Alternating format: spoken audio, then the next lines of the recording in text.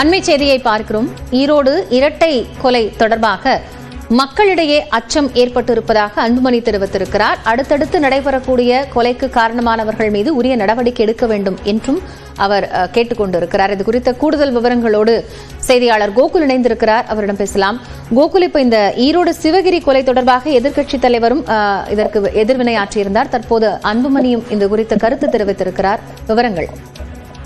ஈரோடு அருகே வயதான தம்பதிகள் கொலை செய்து நகைகள் கொள்ளையடிக்கப்பட்டது குறித்து அன்புமணி ராமதாஸ் சட்ட ஒழுங்கை பாதுகாக்க அரசு நடவடிக்கை எடுக்க வேண்டும் என்று வலியுறுத்தியிருக்கிறார். குறிப்பாக ஈரோடு மாவட்டத்துல தோட்டத்தை வீட்டுல தனியாக வாழ்ந்து வந்த வயதான ராக்கியப்பன் பாக்கியம் என்ற தம்பதிகளை கொலை செய்து 15 பவுன் நகை கொள்ளையடிக்கப்பட்டுள்ள சம்பவம் அதிர்ச்சி அளிப்பதாகவும் அவர்களை இழந்தபாடு குடும்பத்திற்கு இரங்கலையும் அனுதாபங்களையும் தெரிவிப்பதாக அன்புமணி தெரிவித்திருக்கிறார்.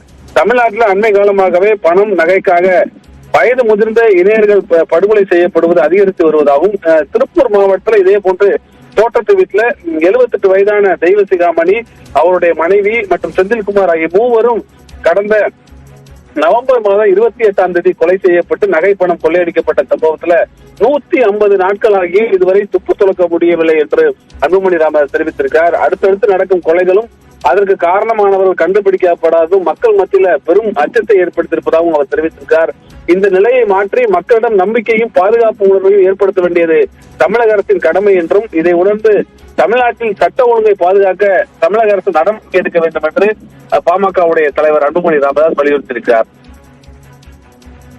நன்றி கோகுல், விவரங்களுக்காக.